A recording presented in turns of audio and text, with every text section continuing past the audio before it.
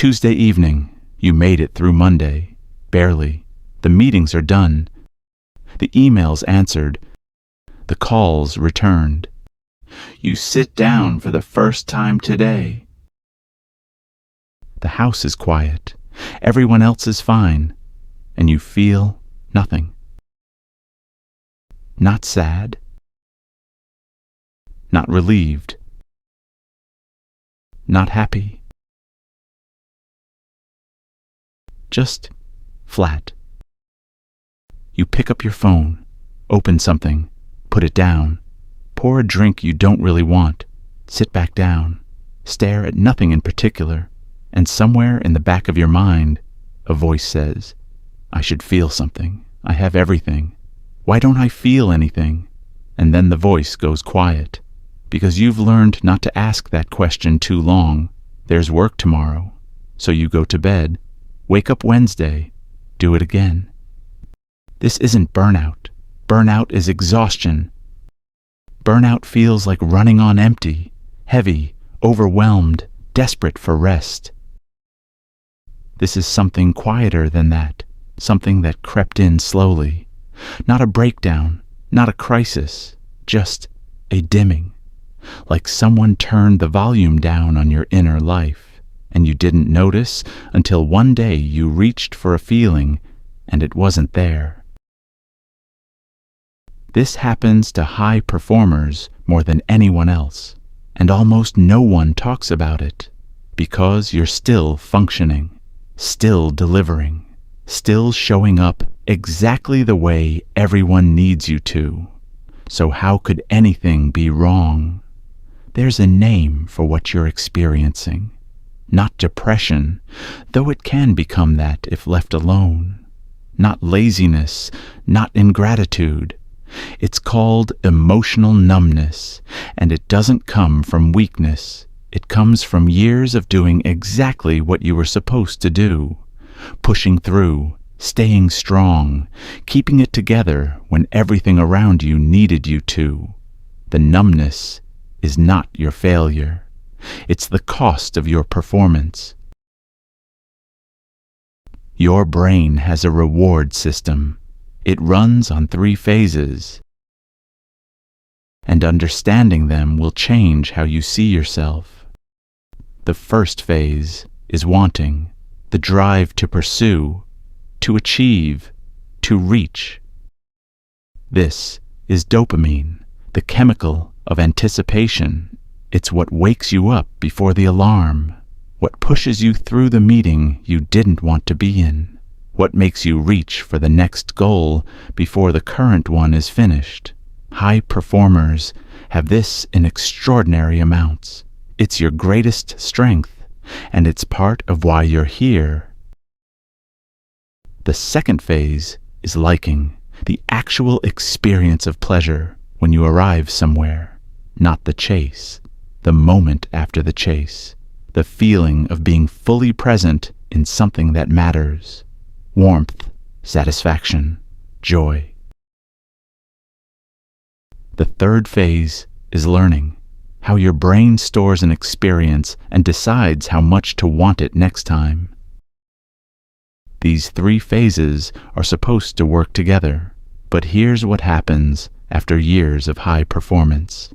The wanting never stops. You keep pursuing, keep achieving, keep moving forward, but the liking starts to fade. Your brain expected a certain return on each achievement, the promotion, the recognition, the moment of arrival. And for a while, it got it, but with time, the same victories stop delivering the same signal. The promotion doesn't feel the way you thought it would. The vacation ends and you're already thinking about work, the moment you should be celebrating. You're already calculating the next move. And slowly, without realizing it, you stopped arriving anywhere. You just kept moving. This is not a character flaw. This is not ingratitude. This is your nervous system adapting to an environment that rewarded performance and had no language for rest. Your brain did what brains do. It learned, it built a wall, not to hurt you, but to protect you. The problem is, the wall doesn't know when the war is over. In shadow work, we call this the emotional shadow. Not the darkness itself, but everything you learn to push into the dark. Think back, when you were young, was it safe to be afraid? Was it safe to say you didn't know? To say you needed something? To say you were struggling? For many high performers, the honest answer is no, not because your family was cruel, but because the environment sent a clear signal, early and often. Strong is safe, capable is lovable, needy is dangerous. So you adapted. You became the one who handles things, the one who doesn't break, the one who's always fine. And you were rewarded for it, with love, with approval, with success. The performance worked, so you kept performing. And that child is still inside you, right now, still running the same program, still deciding every single day that feeling is a luxury you cannot afford, still protecting you from a danger that may no longer exist. The numbness isn't the absence of emotion. It's emotion that has been suppressed so many times, for so long, that the pathway closed, not permanently, but it won't open on its own anymore. It needs something different from you now. Not more performance, not more achievement, something you may not have much practice with. Attention. Honest, unhurried attention to the parts of you that learned to go quiet. That's what this work is, not fixing yourself, not performing healing, just slowly reopening a door that fear closed a long time ago. Here is your experiment for this week. Not a task, not homework, not something to do perfectly, just an observation. Find a quiet moment, today if you can, not perfect quiet, just a few minutes where no one needs anything from you. And ask yourself one question. Sit with it before you answer. What are 5 things that used to make me feel alive, not productive, not successful, not useful to anyone? Alive.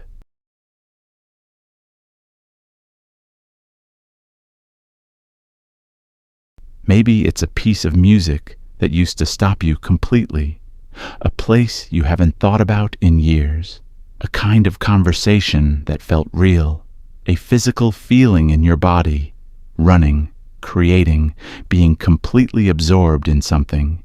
Take your time, write them down if you can, and then notice. How quickly did you find 5? Did you reach 3 and stall? Did you find yourself writing things that sounded right, but didn't actually feel like anything when you wrote them? That stalling, that blankness between one name and the next, that's the data. Not a verdict, not proof that something is permanently broken, just information. You don't need to fix it today. You don't need to feel it all at once. You just need to see it, because you cannot reopen a door you haven't noticed is closed. You didn't lose the ability to feel. You learned to survive without it. Those are not the same thing. One is permanent, the other is a pattern, and patterns can change. Not through force, not through another achievement, not through being harder on yourself than you already are every single day. Through attention, through the kind of slow, honest looking you never had time for when you were busy being fine. You're here now. That means something, even if you can't feel it yet. This is NeuroShadows, shadow work for the modern professional. If this landed, you know where to find the next one.